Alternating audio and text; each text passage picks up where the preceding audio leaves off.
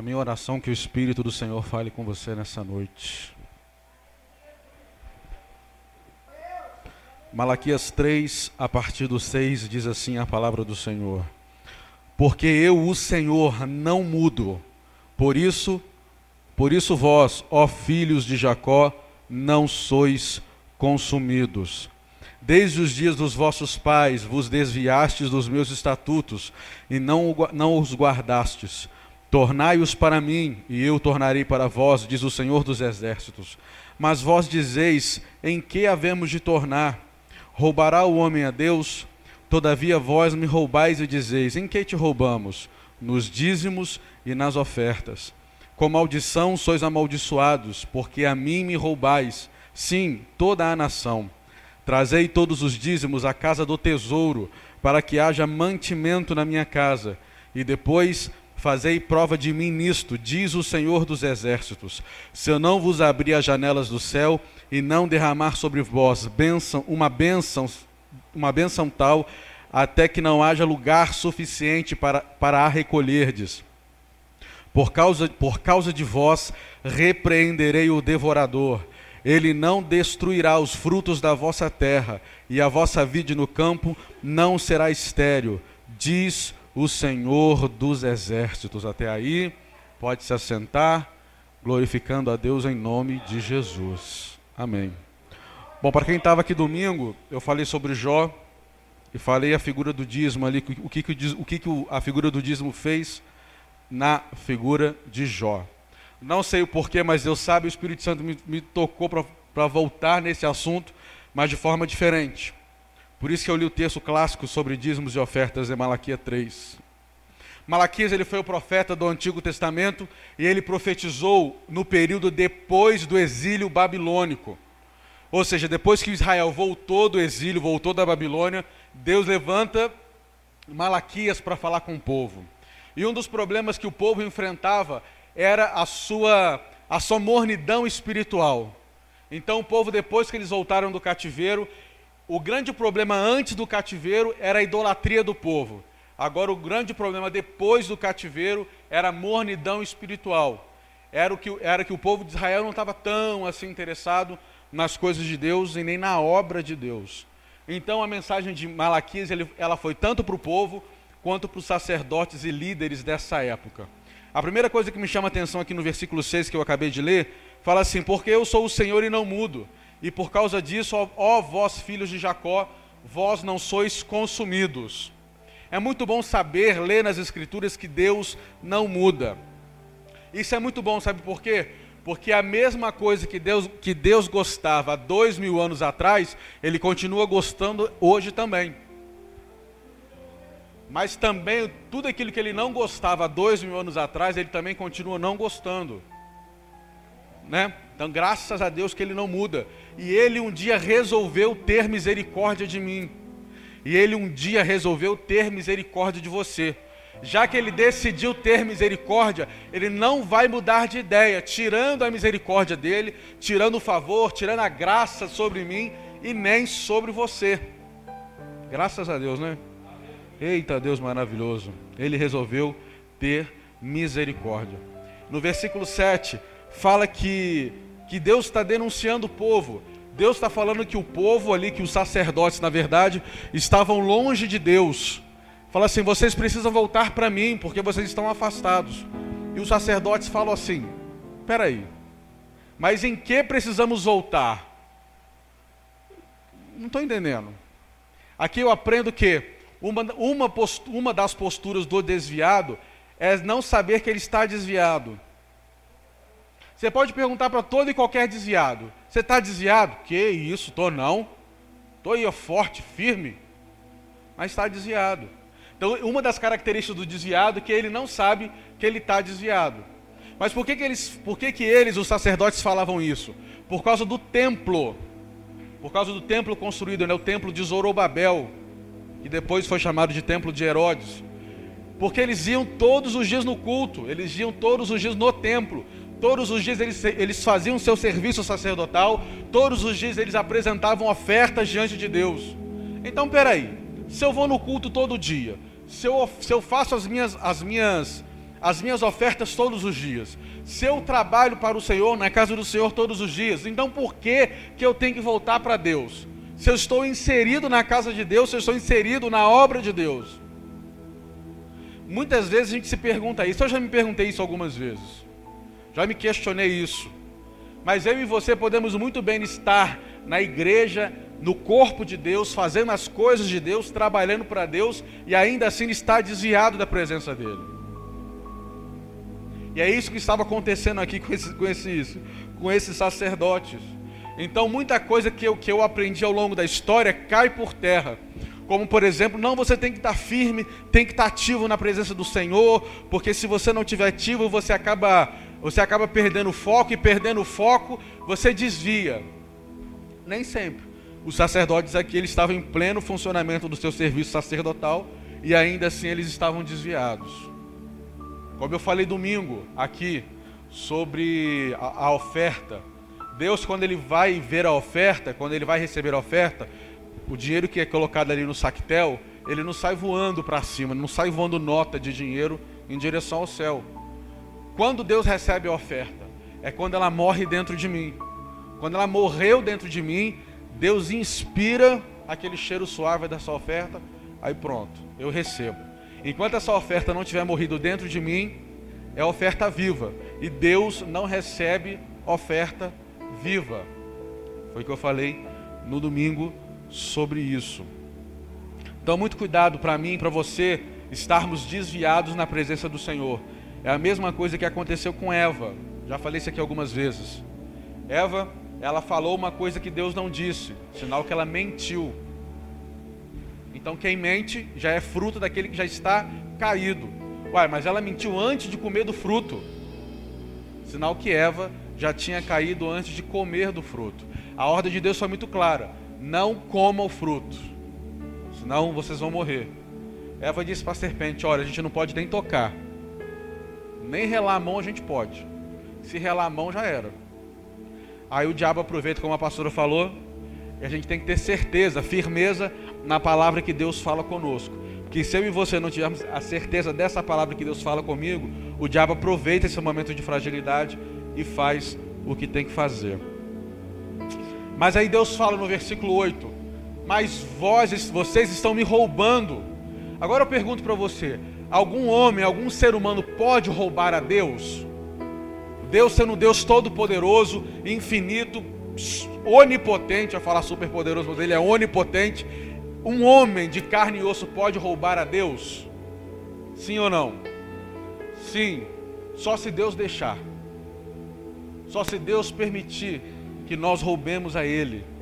E a Bíblia fala aqui no versículo 8 o seguinte, deixa eu só voltar aqui: roubará o homem a Deus, todavia vós me roubais, dizendo: em que te roubamos? Nos dízimos e nas ofertas alçadas. Do versículo 9: com maldição sois amaldiçoados, porque a mim me roubais, sim, toda a nação.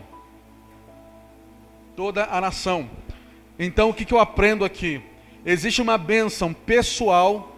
Então todas as vezes que eu oferto e que eu dizimo, há um decreto de Deus sobre a bênção daquele que oferta. Ou seja, existe uma bênção pessoal para aquele que oferta, mas também existe uma bênção coletiva quando eu oferto. Então quando eu estou ofertando na casa de Deus, a igreja em si é abençoada. Mas também quando eu negligencio isso, quando eu roubo a Deus nos meus dízimos e nas minhas ofertas, há uma maldição pessoal, mas também há uma maldição coletiva. É isso que o texto aqui está falando: vocês me roubam, no versículo 9, porque a mim roubais, sim, toda a nação. Então quando eu roubo a Deus, a atmosfera que está ao meu redor paga por isso. Paga por isso. Então por isso que eu falei domingo, que é importante você saber o mistério, o que está por trás do ato de ofertar. E Deus fala que há uma maldição. Deus não está falando que vai ter uma maldição, não é isso. Deus está falando que há maldição. É artigo definido. Não me pergunta mais nada, que eu só lembro só até aqui. É artigo definido, ou seja, é a maldição.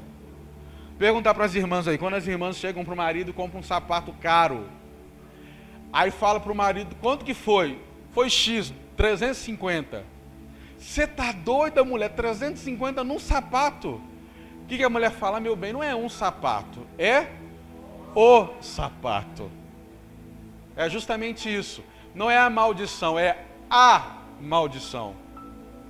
É a maldição. E que maldição é essa? Abre para mim, Priscila, por favor, Zacarias 5. Zacarias capítulo 5, versículo 2. Então, assim, eu quero falar nessa noite, eu falei domingo, que o diabo ele trabalha em 4 frentes na vida do crente, financeiramente. E o Espírito Santo já tem me incomodado há um certo tempo de falar sobre isso. Porque, igual eu falei domingo, não adianta nada você ser muito inteligente, muito sábio na sua vida espiritual. Você precisa ser muito, você precisa muito. Mas você também precisa saber e ter condições de você lidar com suas finanças. E saber quando o inimigo está atacando você nessa área.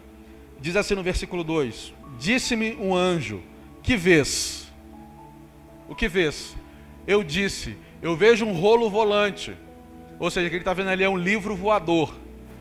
Eis que vejo um rolo volante que tem 20 côvados de comprimento e 10 côvados de largura. Passa para mim. E ele me disse, esta maldição que sairá pela face de toda a terra, porque qualquer que furtar será desarraigado, conforme está estabelecido de um dos lados do rolo. Porque mais para frente fala que esse rolo, que esse livro estava escrito tanto na frente e como atrás. Versículo 4. E a farei sair, diz o Senhor dos Exércitos. Ela entrará na casa do ladrão. Ela quem? A maldição. A maldição entrará na casa do ladrão e na casa do que jurar falsamente pelo meu nome. E permanecerá no meio da sua casa. E a consumirá juntamente com a sua madeira e com suas pedras. Em outras versões está falando... Volta lá para mim, no 4. Em outras versões fala que... E destruirá as suas bases. Em outra versão fala isso. Então, qual que é a maldição? Existe um livro onde está escrito que aquele que rouba a Deus, existe uma maldição que paira sobre a casa do ladrão, daquele que rouba o Senhor. E é um decreto de Deus que fala que se encontrar um ladrão no meio do povo de Deus, esse decreto entrará na sua casa e derrubará as bases dessa casa. Agora eu te pergunto, qual é a base de uma casa senão a família? A família é a base das nossas casas. E eu quero convidar você a fazer uma reflexão nessa noite. Como anda a sua casa? Como anda a sua família? Vai tudo bem? Está tudo jóia? Eles vão desfrutando da graça do Senhor, da bênção? Está tudo bem com eles? Responde aí só para você, tá? Então os sacerdotes roubavam a Deus. Então, quando os sacerdotes estavam roubando a Deus, toda a nação estava pagando esse preço. Lembrando que eram os sacerdotes. Quem eram os sacerdotes? Eram os representantes de Deus na terra de Israel. Então, quando o representante está vivendo uma vida não muito boa lá com Deus, toda a nação paga por isso. Já parou para pensar isso? Eu não sei você, mas antigamente, hoje em dia tem muito crente. Mas quando eu era mais novo, não tinha crente? Tinha. Mas não tinha tanto crente assim. Tinha muito pouco, geralmente era mais o da Assembleia de Deus, que tinha, mais ou menos. Então tinha um conceito naquela época que todo crente era burro e pobre. Se você perguntasse para qualquer pessoa que não era crente, perguntasse do crente, ou era burro, ou era pobre. Quando passava um crente assim, de terninho azul, aquela gravata nada a ver, vai falar, é crente. É lá, é burro, tadinho. Seguindo aquele livro preto lá, é burro, nada a ver. E não vai ter nada na vida, nada. Mas eu te falo, eu lembro pouco, mas lembro, que todo mundo queria ter um crente trabalhando para si. Todo mundo queria ter um crente dentro da loja. Todo mundo queria ter um crente dentro de casa. Sabe por quê? Porque crente não mente, porque crente não rouba. Então e crente fala a verdade. Então todo mundo queria ter um crente dentro de casa. Agora, vamos pensar um pouquinho. Nunca teve tanto crente como tem hoje, certo? Diz o censo que tem mais de 55 milhões de evangélicos hoje no Brasil. 55 milhões de evangélicos. Nunca teve tanto crente. Desde a época do descobrimento do Brasil, nunca teve tanto evangélico quanto tem hoje. Agora te falo, nunca teve tanto crente, mas também nunca houve tanto estupro. Nunca houve tanta violência contra a mulher. Nunca houve tanto assalto à mão armada. Fizeram o último balanço, mais de 60 mil pessoas morrem por ano aqui no Brasil. E nunca teve tanto crente. E o que está acontecendo? Te falo para você o que está acontecendo. Quanto maior o número de crentes, de evangélicos que se aumenta, maior o número de pessoas que roubam a Deus. E a Bíblia é bem clara. Na casa daquele que se achar um ladrão, o livro que voa, que está escrito por dentro e por fora, vai entrar e vai arruinar as bases dessa casa. Então, quanto maior o aumento dos evangélicos, dos ditos evangélicos, maior também está aumentando a negligência, o roubo na casa de Deus. Isso é muito sério. Deixa eu fazer uma pergunta para você. Você ficaria numa igreja? Eu ouvi essa pergunta, achei fantástico. Você ficaria numa igreja onde você soubesse claramente que 50% das pessoas dessa igreja tem um caso extraconjugal? Tem uma amante ou uma amante? Você ficaria nessa igreja? Sabendo? Todo mundo sabe. Isso não é segredo para ninguém. Desde o altar até lá atrás. Você ficaria numa igreja assim? Ou você ficaria numa igreja onde 50% dos jovens fornicam ou fazem sexo antes do casamento? Todo mundo sabendo, ninguém fala nada. Não, isso é normal. Isso é normal. Você ficaria numa igreja dessas duas possibilidades? Eu não ficaria, acredito que você também não ficaria. Agora, por que essa indignação que é gerada dentro de mim, é gerada dentro de você, não é também com relação aos dízimos e a ofertas?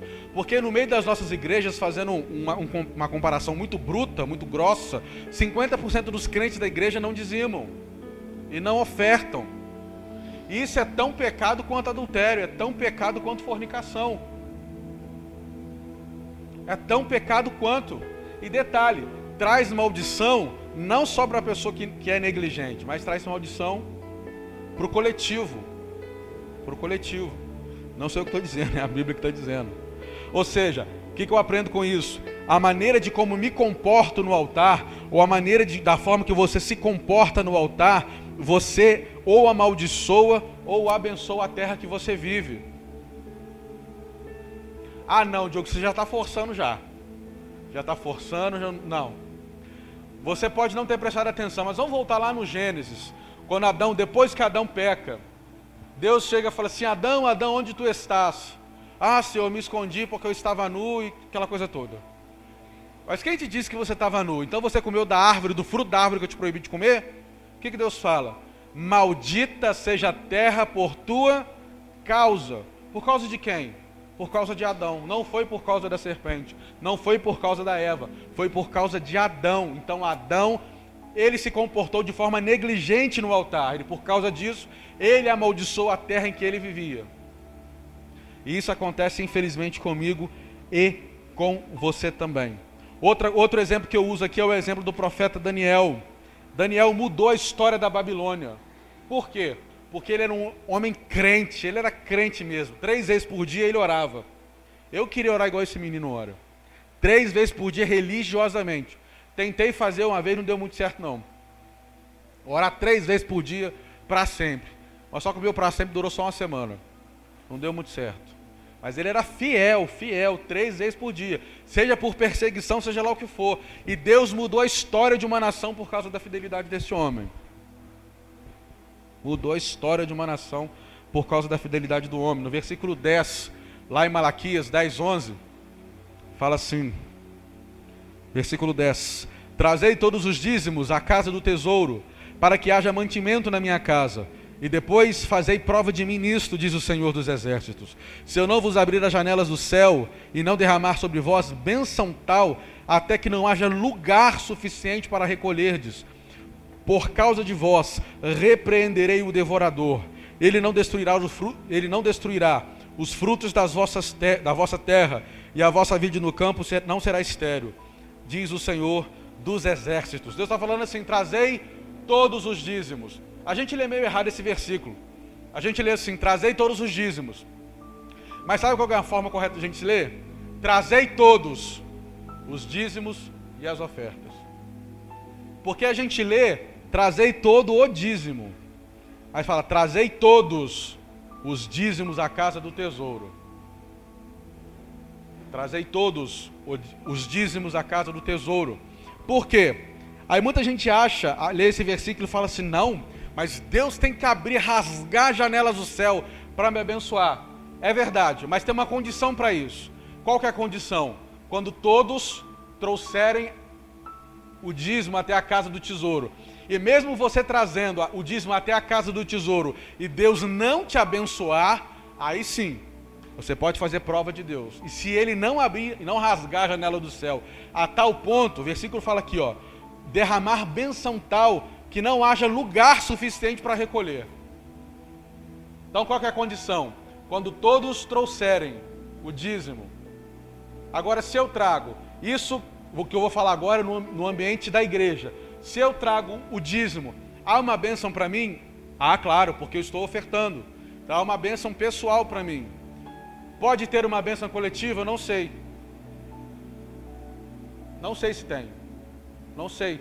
Por que Deus pede? Trazei todos os dízimos à casa do tesouro. Porque se alguma pessoa, por negligência, por não querer fazer, não entrega os seus dízimos e as suas ofertas, o ambiente da igreja ele é prejudicado. Ele é prejudicado. Então, domingo eu falei sobre 4 forças que o diabo age. Então, se você quer repreender o devorador na sua casa, dizime e oferte. Quer repreender o devorador na sua casa? Seja dizimista e seja ofertante.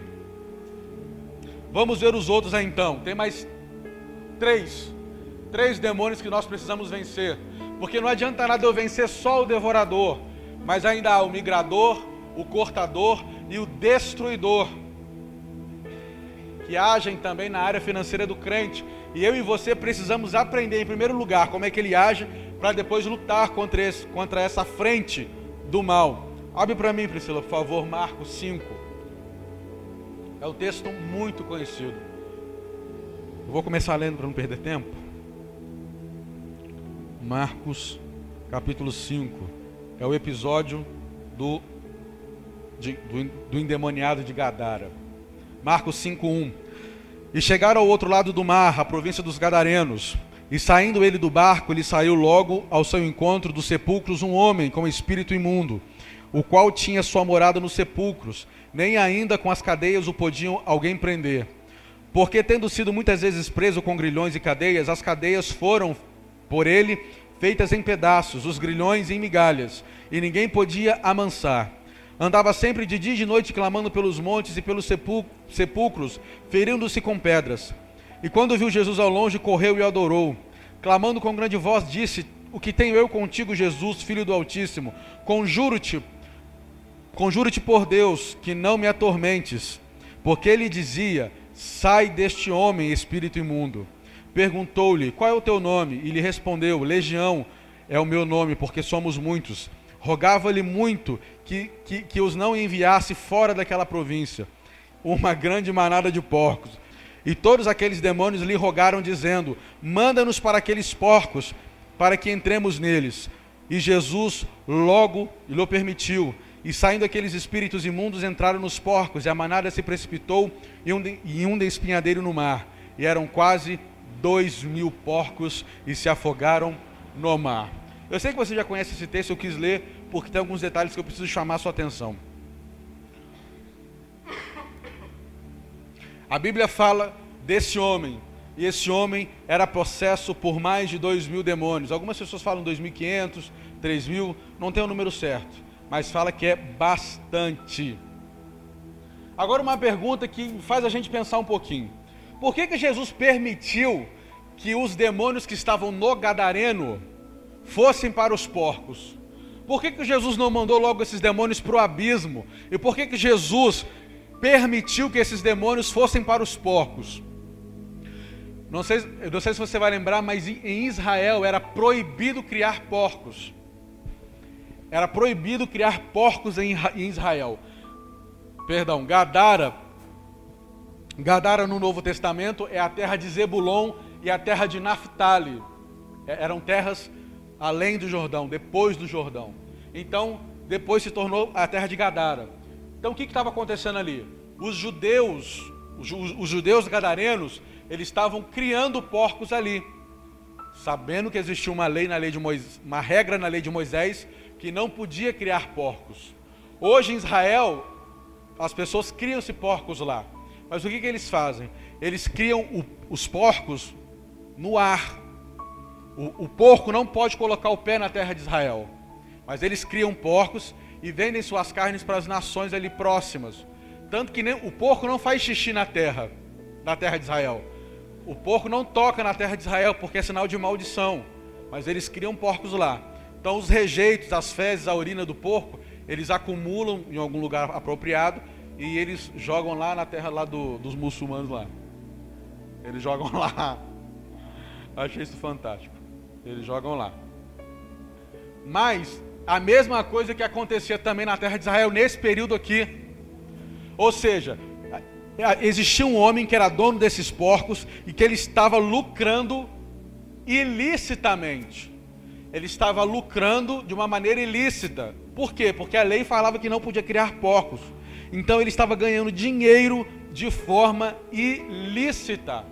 Então, se você quer repreender o migrador na sua vida, não seja revendedor ou vendedor de coisas ilícitas. Não seja revendedor ou vendedor de coisas ilícitas. Como, por exemplo, esse homem perdeu 2.000 porcos. Esses 2.000 porcos hoje, convertidos para os valores de hoje, seriam mais ou menos o valor de 500 mil reais. 500 mil reais, é uma pequena fortuna.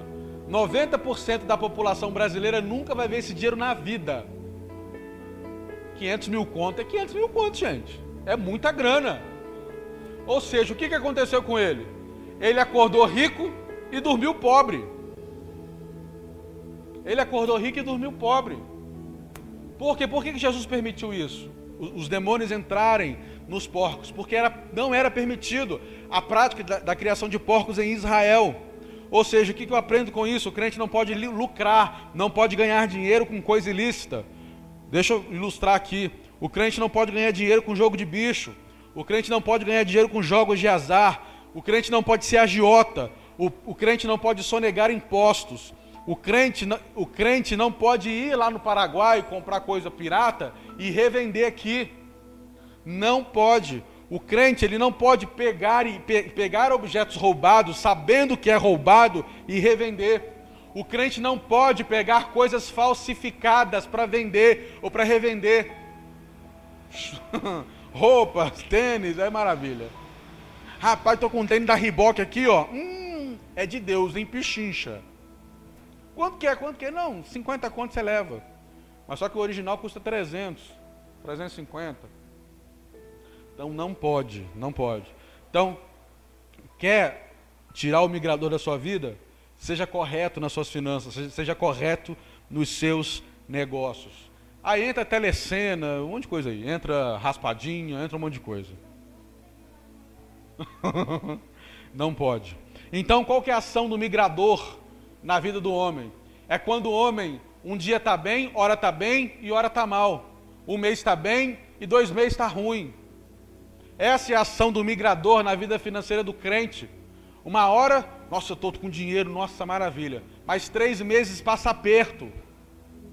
Então essa é a ação do migrador. Tem hora que tem dinheiro, tem hora que não tem. Ou seja, de tempos em tempos, o dinheiro some, o migrador vem, passa e leva tudo. Foi o que aconteceu com esse dono desses porcos aqui. O migrador veio e levou toda a fortuna dele. Quer repreender? Como é que a gente se repreende o devorador dizimando e ofertando? Como eu repreendo o migrador? Sendo correto nas minhas finanças, sendo correto no meu trabalho, não vendendo coisas ilícitas. Vamos ver lá agora o cortador. Abre para mim, Priscila. Lucas 15. Lucas 15. Agora você deve estar pensando, rapaz, eu estou passando por isso mesmo, hein?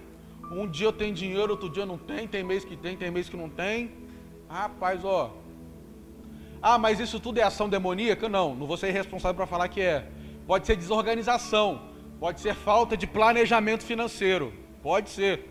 Eu não vou ser irresponsável de falar que é demônio, mas pode ser. Se isso é um hábito frequente na sua vida, há um grande indício de ser uma força maligna.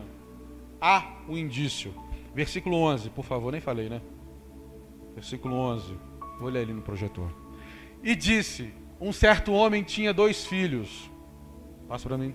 E o mais moço disse ao pai, pai, dá-me parte dos bens que me pertence. E ele repartiu por eles a fazenda. E poucos dias depois, o filho mais novo, juntando tudo, partiu para uma terra longínqua. E ali desperdiçou os seus bens, vivendo dissolutamente. E havendo gastado tudo, houve naquela terra uma grande fome. E começou a padecer necessidades.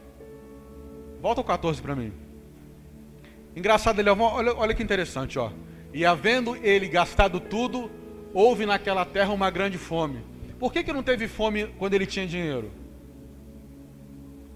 Porque a fome podia vir quando ele tinha dinheiro.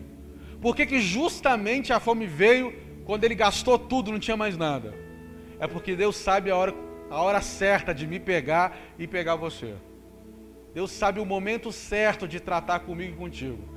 Então Deus é paciente, Deus não tem pressa, Ele é dono do tempo, Ele é Senhor do tempo. Então no momento certo, quando Ele tem alguma coisa para falar comigo, para tratar comigo, não adianta, Ele vai pegar na curva. Vai para o 15, por favor. E chegou-se um dos cidadãos daquela terra, o qual mandou para os seus campos a apacentar porcos. E desejava encher o seu estômago com bolotas ou alfarrobas, que os porcos comiam, e ninguém lhe dava nada. E tornando-a em si, disse, quantos jornaleiros ou quantos trabalhadores de meu pai têm abundância de pão, e eu aqui pereço de fome. Levantar-me-ei e irei ter com meu pai, e lhe dir-lhe-ei, pai, pequei contra o céu e perante ti. Só até aí, Priscila. Coisas interessantes ali. Essa é a parábola do filho pródigo. Então, a gente está vendo aqui qual que é a ação de qual agente? Cortador. A Bíblia fala que esse menino, que esse rapaz pega o dinheiro. Sinal que ele tinha dinheiro. Tinha dinheiro.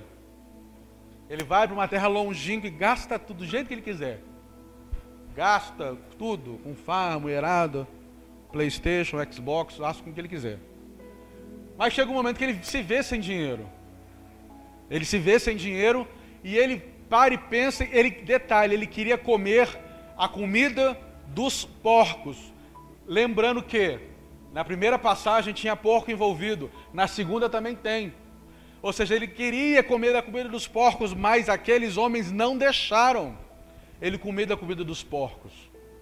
O que eu aprendo com essa passagem aqui? O que fez esse homem perder tudo? Foi ele ter saído da casa do pai. Foi ele ter saído da casa do pai. Você quer repreender o cortador da sua vida? Não saia da casa do pai. Não saia da casa do pai, porque esse jovem saiu. Ele saiu da proteção do pai. Então o que o cortador fez? O cortador quebrou a proteção espiritual que ele tinha.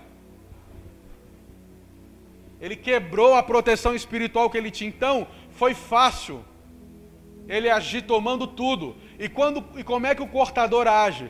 Age, em primeiro lugar, fazendo com que você saia, perca o interesse da casa do pai. Saindo e perdendo o interesse da casa do pai, você gasta o seu dinheiro dissolutamente. O que é isso? Gasta à vontade, gasta desesperadamente ou irresponsavelmente.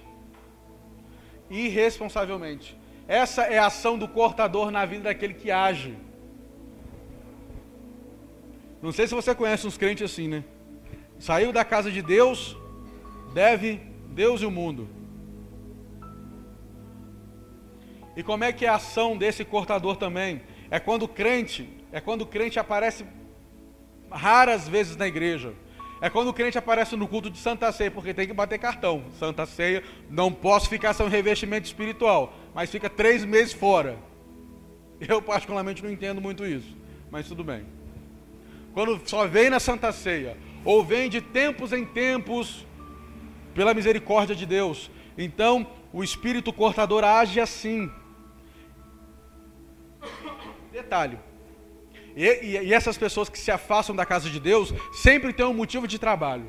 Sempre tem um motivo, não, porque eu não posso, eu estou trabalhando muito, trabalhei agora, arrumei um serviço, um emprego, que é segunda, que é de noite na hora do culto, não posso, não dá, não dá.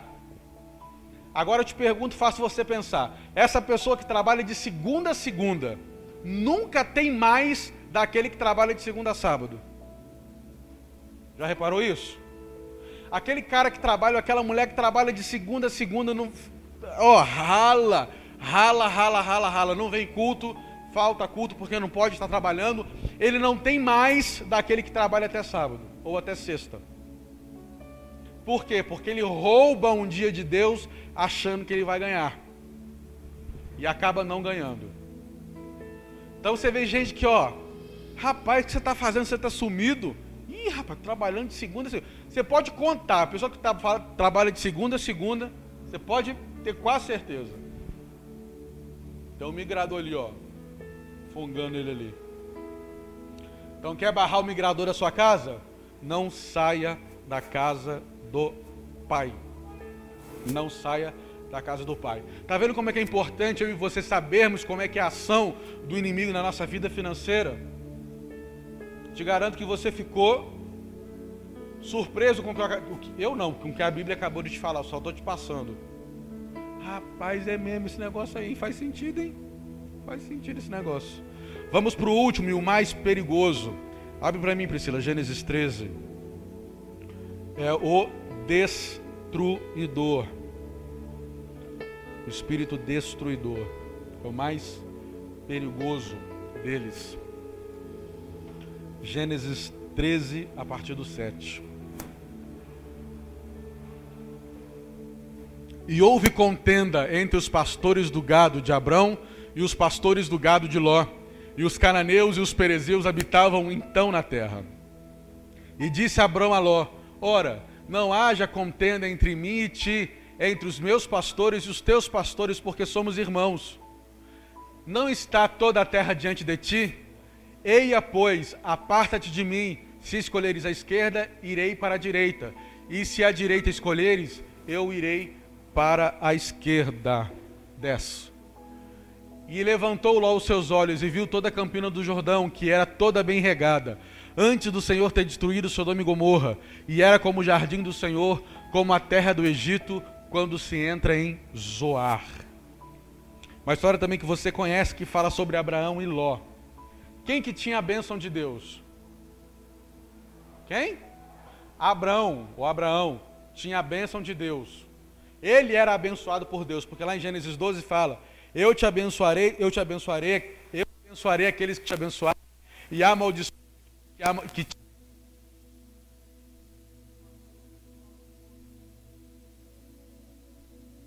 Oi.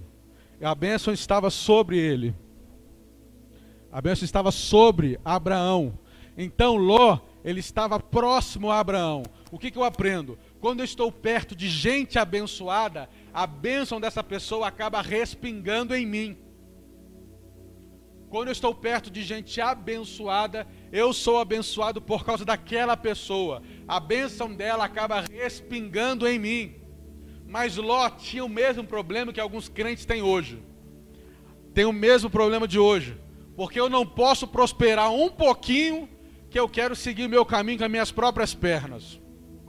Eu não posso. Eu estou ali na bênção, estou ali, seguindo orientação, estou ali seguindo aquele que tem a bênção, eu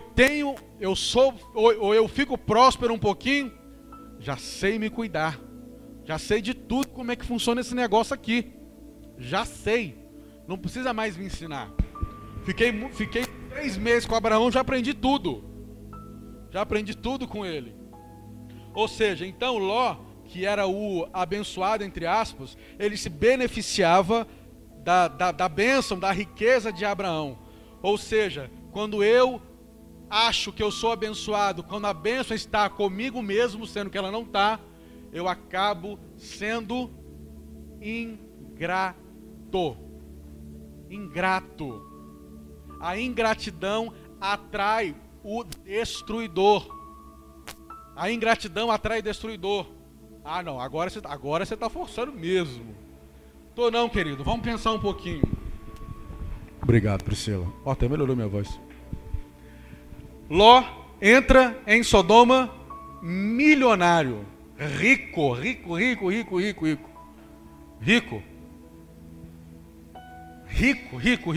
E como é que ele sai de Sodoma? Só com a roupa do corpo. Só com a roupa do corpo Ló sai. Por quê? Porque no momento de reconhecer que Abraão era o abençoador, no momento que ele reconheceria que Abraão era o dono da bênção e que por causa de Abraão ele era abençoado, não. Ele resolveu: Abraão, muito obrigado, a gente está tendo um problema, é melhor você ir para o seu canto, eu para o meu canto. Ó, tchau. E a partir do momento, Deus não tinha compromisso nenhum com Ló. Deus abençoava Ló por causa de Abrão. Por causa de Abrão.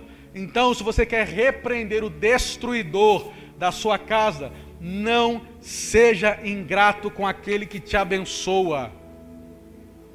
Não seja ingrato. Ruth, sabe por que Ruth se deu bem na vida? Porque Ruth foi grata a Noemi. Porque na hora do perrengue, na hora do negócio ruim lá, a velhinha lá chegou e disse: ah, minha filha, não fica comigo não. Porque eu tô velha, não tem marido, não tem filho. Volta para sua terra, para os seus deuses. Volta lá. A outra lá, que eu esqueci o nome da outra lá, chegou, Orfa.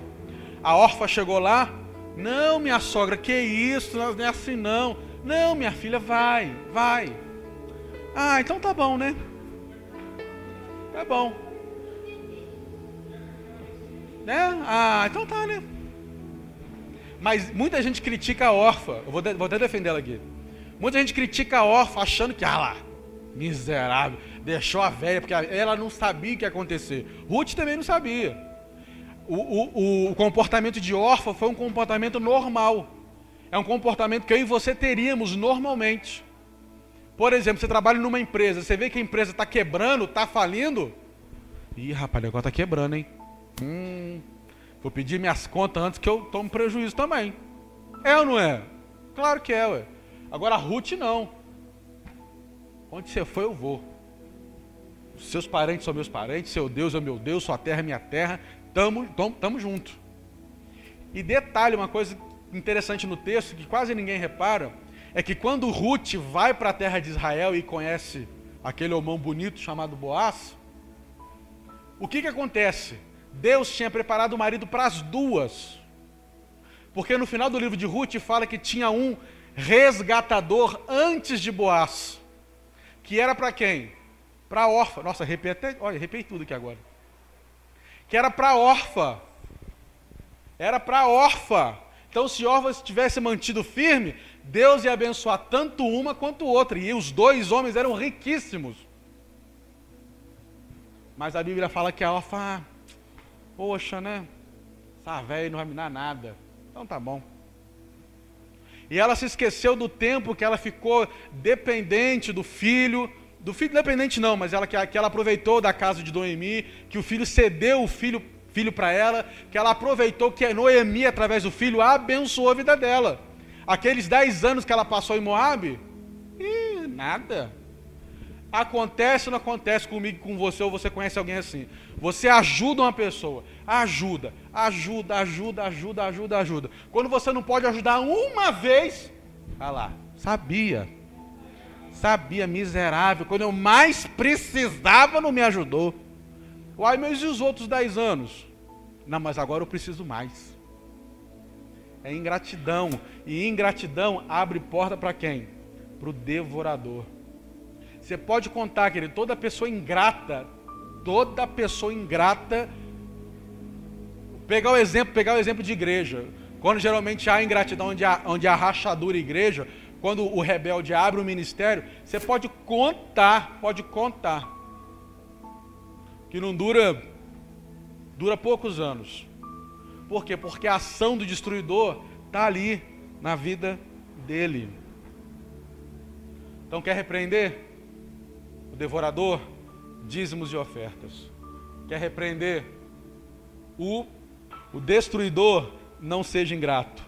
Quer destruir o cortador? Não saia da casa do pai. E quer destruir o migrador? Não venda, não trabalhe com coisas ilegais.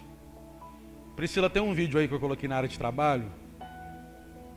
Eu encerro com esse vídeo. A minha oração é que o Espírito do Senhor tenha falado com você nessa noite. Em nome de Jesus. Tem gente tão ingrato na igreja que ele consegue falar mal e difamar quem ganhou ele para Jesus. Ele consegue falar mal de quem deu vida para ele em Deus. Você sabe que lá em Belo Horizonte, eu atendi uma mulher, uma irmã. Nós tínhamos um culto lá, na quarta igreja batista de onde eu venho, porque eu sou de origem batista. E lá na igreja nós tínhamos um culto que ia de 6 às 7 da manhã. As pessoas passavam lá, antes de ir para o trabalho, cultuavam e já iam para o trabalho debaixo de bênção. Agora entenda isso. Presta atenção. Os que podiam ficavam para a gente orar. E chegou essa mulher para orar. Eu estou te falando de algo que aconteceu há mais de 10 anos atrás. Deve ter 12, 13 anos atrás. Ela chegou lá e disse: pastor, eu queria que você orasse por mim, porque eu ganho 18 mil reais por mês. Olha quanto tempo atrás. A gente imaginar o que é 18 mil reais naquele tempo. Era dinheiro. E ela disse assim: não tem um mês que eu consiga pagar o meu cartão de crédito. Todos os meses eu fecho esse cartão no vermelho. Aí eu olhei para ela e falei: irmã, só deve ter problema mesmo. E eu vou te falar. Só tem que dizimar, irmão. Está tudo errado isso aí. Aí ela olhou para mim e falou assim: eu sou fiel dizimista, pastor. Todas as vezes que fazem aqui apelos por ofertas importantes, eu entro. Mesmo assim, não dá certo. A igreja batista, sabe como é que funciona, né? Tem tudo registrado. Desde o certificado de batismo do camarada, todos os envelopes de dízimo, está tudo lá. Eu fui lá na gaveta que correspondia ao nome dela, quando eu puxei, estava lá. Eu olhei para trás nos últimos 10 anos, desisti. Olhei para o céu e disse: Senhor, a mulher é fiel mesmo. Ela não falha não. Todo mês está aí. Então nós fomos orar para descobrir o que tinha acontecido com essa mulher. Lá enquanto eu orava por ela, ela me contou um pouquinho da vida dela. Ela veio do norte de Minas, de uma cidade chamada Teófilo Otoni. Alguém já ouviu falar dessa cidade? E ela foi para Belo Horizonte para prestar concurso público. Só que quando ela chegou em Belo Horizonte, ela foi morar num lugar chamado Pedreira Prado Lopes. É uma favela, uma das maiores da América Latina, que está de frente à Igreja Batista da Lagoinha. Ela foi morar de favor na casa do sobrinho. Ela morou 2 anos de favor na casa desse sobrinho.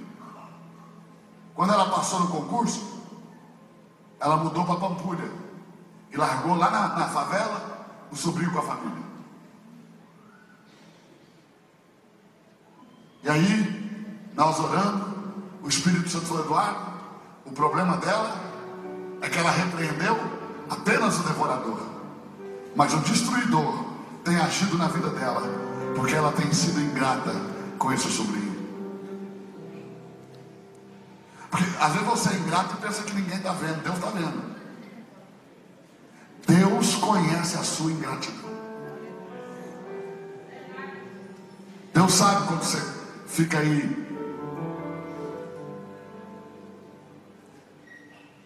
Não vou nem falar. Agora presta atenção. Quando ela veio na oração na outra semana, ela disse: e aí, pastor, Deus revelou o problema? Eu falei: revelou. Você é ingrata. Essa mulher olhou na minha cara, tão séria, tão séria, tão séria. E ela disse assim: pastor, não brinca comigo. Porque se você disser que é isso, eu vou resolver. Falei: você é ingrata, você largou seu sobrinho lá na favela. Assim diz o Senhor, você é ingrata. Ela falou: pastor, não brinca, porque eu vou resolver. Falei: pode resolver, irmã. Sem medo de errar. Sabe o que ela fez? Foi lá na pedreira, pegou o sobrinho com a família e pôs para morar na Pampulha. Se mudou para uma parte de hotel, empregou o sobrinho para ajudá-lo a manter a casa. Eu fui viajar para pregar. 3 meses depois eu voltei, ela me contou. 7 dias depois, que ela colocou o sobrinho dentro de casa, lá no Palácio dos Despachos. Não é macumba não, viu? É onde trabalhava o governador do estado de Minas Gerais. Ele trabalhava no Palácio dos Despachos. Lá ele despachava. Agora não, ele trabalha na cidade administrativa, porque construíram uma cidade administrativa. Mas lá no Palácio dos Despachos onde ela trabalhava, surgiu uma vaga de um cargo de confiança. E o governador novo que entrou disse que não ia indicar ninguém, porque ele queria alguém que tivesse qualificação técnica para o cargo. Salário, R$25 mil. Ela era a única que tinha os cursos necessários, porque ela fez pós-graduação na França. Ela era a única que tinha. 7 dias depois que ela honrou o sobrinho, ela assumiu o cargo e o salário dela foi de 18 mil para 25. E 3 meses depois, quando eu voltei lá, ela já tinha comprado para ela um apartamento no Belvedere e me disse: pastor, nem um mês mais o meu cartão fechou que eu não pagasse todo.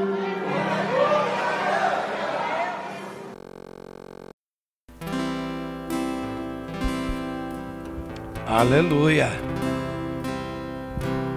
Glória a Deus. Amém, irmãos. Que maravilha, né? Jesus é bom. Caiu a carteira? Glória a Jesus. Maravilha. Isso é sinal de bênção. Que é nas mãos de uma pessoa abençoada. Fica perto de quem é abençoado, que você será abençoado. Põe aí Marcos capítulo 12 para mim, versículo 40. Eu estava ali ouvindo a mensagem, e aí o Espírito Santo me levou nessa passagem. Interessante. Glória a Deus.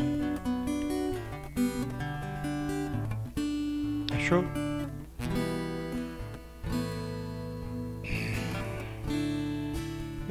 Volta mais um pouquinho. E ensinando-os, dizia-lhes: guardai-vos dos escribas que gostam de andar com vestes compridas e das saudações nas praças, e das primeiras cadeiras na sinagoga e dos primeiros assentos nas ceias, que devoram as casas das viúvas, e isso com pretexto de largas orações. Estes receberão mais grave condenação. E estando Jesus assentado defronte à arca do tesouro, observava a maneira como a multidão lançava o dinheiro na arca. Ele observava como as pessoas ofertavam, ajudavam a casa do Senhor. E muitos ricos deitavam muito, davam muito dinheiro. Vindo, porém, uma pobre viúva, deitou 2 pequenas moedas, que valiam meio centavo. E, chamando seus discípulos, disse-lhes: em verdade vos digo que essa pobre viúva deitou mais do que todos os que deitaram na arca do tesouro. Porque todos ali deitaram do que lhes sobejava, do que sobrava. Mas esta, da sua pobreza, deitou tudo o que tinha, todo o seu sustento.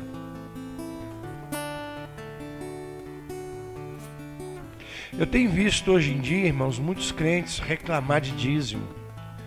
Porque na internet, se você entrar na internet, você vai encontrar muitos pastores pregando quanto dízimo. Eu concordo plenamente. Para de dizimar. Mas faz como essa viúva. Eu desafio qualquer um. Você não quer dizimar? É um direito seu. Não dizima. Agora eu quero ver se você vai ter a mesma coragem de fazer igual essa viúva. Não é forte? Sabe por quê, irmãos? A gente, quando lê essa passagem, a gente fala assim: a viúva só deu 2 moedas e teve mais valor do que os outros, porque eles tinham de sobra e eles davam muito dinheiro, mas eles estavam dando daquilo que estava o quê? Sobrando, irmão. Essa viúva, ela deu 2 moedas, mas essas 2 moedas era tudo que ela... Quanto que ela deu? 100%, irmão. Então tá certo quando eles dizem que no Novo Testamento Jesus não cobra, não requer o dízimo, não requer 10%. Tá certo. Jesus requer 100%. Tudo. E quando a gente fala tudo, é tudo mesmo, não é só na área financeira, não. Jesus nos quer, não é só 10% da nossa vida, não, é 100%. Então, quando alguém chegar para você e falar assim: esse negócio de dízimo no Novo Testamento acabou. Tá certo, você está certo, acabou mesmo. Sabe por quê? Porque a viúva que ofertou 2 moedas, ofertou 100%. E Jesus reprovou os ricos que davam uma quantidade imensa. E Jesus aprovou a viúva. Agora, eu duvido que esses ricos tinham coragem de pegar tudo que eles tinham e fazer exatamente como essa viúva fez. Não é interessante? A gente reclama, irmão, por entregar 10%, mas eu vou te falar, se a gente tivesse na época da lei e isso aí fosse válido, a gente ia ser apedrejado, né? Ia acontecer coisas terríveis com a gente. Mas você sabe por que isso acontece, irmãos? É o que foi pregado no domingo, e o pastor depois, eu comentei aquilo que eu entendi. O problema, irmãos, é a avareza do nosso coração. O dízimo e a oferta é apenas um instrumento para Deus tratar a nossa avareza. O que é avareza? Amor ao dinheiro. Se eu não consigo ofertar, se eu não consigo dizimar, irmão, eu preciso buscar o Senhor e tratar da minha alma. Porque isso é sinal que eu ainda estou apegado a dinheiro.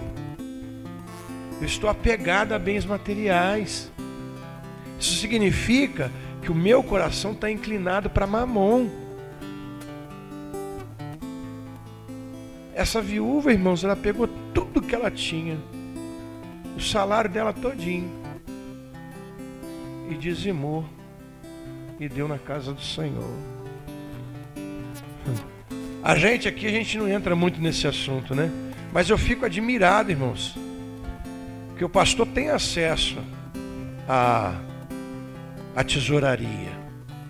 E eu, às vezes, eu oro ao Senhor e falo: Senhor, meu Deus, como que o teu povo precisa mudar. Eu vejo pessoas, irmãos, que ganham salário mínimo, paga aluguel e é fiel no dízimo. E se você for falar alguma coisa, briga com você. Pastor, não mexe não. Eu já tenho testemunho aqui, né? Nós tínhamos uma irmã na igreja que ela ganhava, irmãos, um salário mínimo. Pagava quase meio salário mínimo de aluguel. Você sabe o que eu fiz? Eu cheguei para essa irmã, fora água e luz, e os mantimentos. Sobrava para ela uns R$200, irmão, para ela fazer compra. Eu cheguei para essa irmã. Aliás, eu coloquei no meu coração de chegar para essa irmã e falar com ela assim: irmã, eu não quero que você dizime. Porque como é que você vai comer, irmã, se você dizimar? Quando eu falei isso, irmãos, o Espírito Santo falou na mesma hora: não toca na fé dela. Não toca. Aí o Senhor mandou eu dar a ela todo mês uma cesta básica. E todo mês a gente dava uma cesta básica para ela. E acabava que a cesta básica às vezes era até mais do que o dízimo que ela dava. Mas eu, no meu coração de pastor, eu ia chegar para ela e falar: não dizima, não quero que você dizime. Porque o seu salário não dá, não vai dar nem para você comer.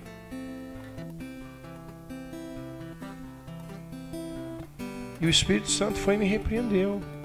E era fiel, irmão. Todo mês o dízimo dela estava ali. Eu falei: Jesus, que miserável que eu sou. Às vezes eu só entrego na tua casa, às vezes só o dízimo e só a oferta normal. E eu tenho condições de dar mais e não dou. Eu sou avarento. Porque tem isso também, irmão. Tem irmãos que têm condições de dar muito mais e não dá. Só dá o dízimo e aquela ofertazinha minguada. E não abre mão de mais.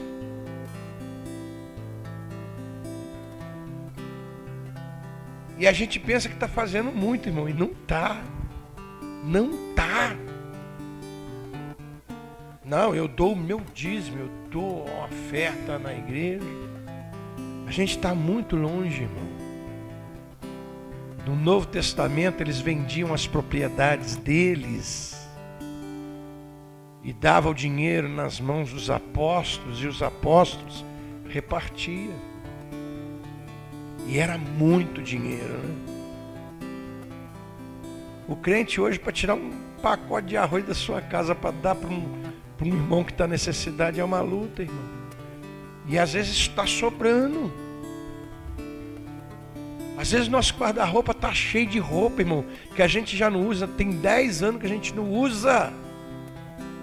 Mas a gente não abre mão. Ali é meu. Um dia eu vou usar. Você morre, fica tudo aí e você perdeu a chance de abençoar uma pessoa necessitada. Nosso Deus. Oferta da viúva, irmãos. Né? A gente acha que faz... Não, eu dou o dízimo. Ou então, né, igual esses irmãos aí. Não. Eu vi um pastor falando isso. Ele pregava contra o dízimo. Eu vou falar o nome dele, pastor Caio Fábio. Ele prega contra o dízimo. Aí teve um dia que eu ouvindo ele falou assim: irmãos, eu nunca dei o dízimo, eu sempre ofertei muito mais do que o dízimo. Mas claro que ele vai fazer isso. Ele é rico. Para quem é rico é muito fácil, irmão. Ele dá daquilo que está sobrando. O homem era o maior vendedor de livros evangélicos no Brasil. Era o Caio Fábio. Na época que ele estava no auge, né? Porque depois ele largou a mulher para ficar com outra, com a secretária. Aí o ministério dele foi um escândalo, né? Aí ele falou: não, eu dou muito mais do que o dízimo. É claro que dá, eu também daria. Se eu fosse uma pessoa rica, irmão, Daria era muito mais. Ele dá porque ele pode dar. Ele dá porque tem muito dinheiro. Aquilo para ele não é nada. Um homem que ganha aí 100 mil reais por mês, 50 mil reais, o que é uma oferta mais do que o dízimo para ele? Não é nada. Em investimento ele ganha muito mais. Ele ganha em venda, vai no banco e investe. E não investe em poupança não, é em ouro, é em imóvel, é em não sei o que do governo, bolsa, ganha muito mais. Então para quem tem é muito fácil, irmão. Agora fala com ele para ele pegar tudo que ele tem e dar. Não dá. Não dá, irmão. Então na realidade, quando a gente já foi pregado aqui, eu já falei isso, o Diogo também já falou. O que é mais rígido, a lei ou a graça? A graça. A porta da graça é bem mais estreita, irmão. Bem mais estreita. Porque a lei, ela trata o exterior. A graça trata o interior do homem, o coração. Lembra quando Jesus falou sobre o adultério? Na lei está escrito, aquele que adulterar, ele é digno de ser apedrejado, né? Mas na graça Jesus falou assim, olha, se você olhar para uma mulher, isso serve para homem e para mulher, com um olhar impuro, você já adulterou.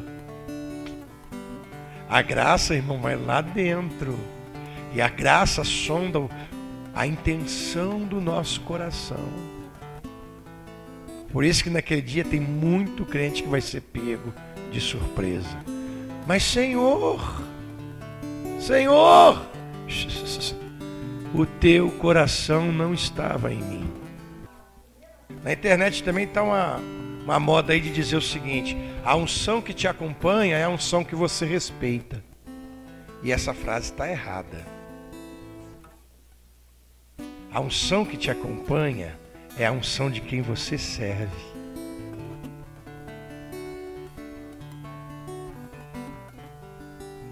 Elias teve unção que, aliás, Eliseu. Mas a unção que estava sobre a vida de Eliseu veio de onde? Da vida de Elias. Eliseu acompanhava Elias.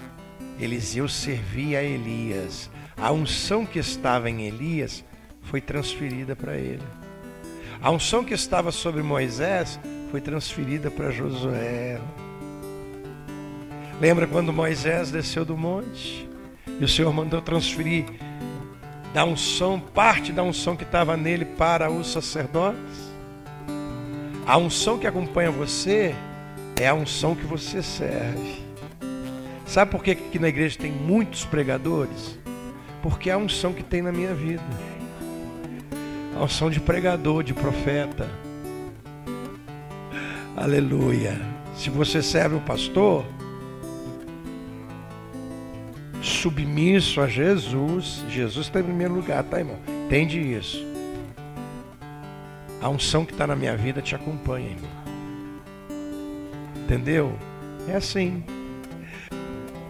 É por isso que a igreja aqui produz muitos pregadores. A igreja de adúltero produz muito adúlteros, é verdade. A igreja onde tem a unção de ladrão produz muito ladrão, não é verdade? Torabachandaraia, Turabacandarabacalapaia, Turabadarashi menigarabás. Aleluia. Glória a Deus. Aleluia. Santo é o Senhor. Glória a Deus. Aleluia. Aleluia. O seu pastor Ele dá o exemplo para você. Seu pastor dá liberdade para o Espírito Santo. Então dá liberdade também para o Espírito Santo, irmão. Aleluia. Glória a Deus. Oh, maravilha. Eu quero incentivar você a ser cheio do Espírito Santo. Eu quero incentivar você a ser movido pelo Espírito Santo. Eu quero incentivar você a ser cheio do Espírito Santo. Eu quero incentivar você a ser usado pelo Espírito Santo. Torabadaracandaraya, Torabadaracandarabacaya, Torabadaracandarabadaraia, Turabadarachandaraya, Turicalabaduricalapaia.